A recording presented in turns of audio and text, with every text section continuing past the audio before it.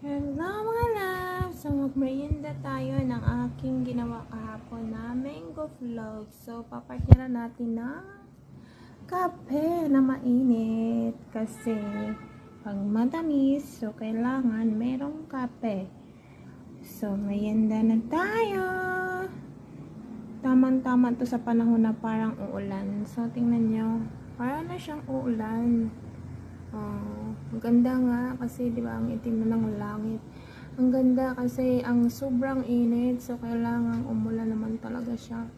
Yan Lord, maraming salamat sa ulan. Panginoon, maraming salamat sa init. At nakasurvive na naman kami sa isang araw ng aming buhay. Maraming salamat sa ulan na maibsan ang init ng aming katawan. Yan, tingnan nyo. So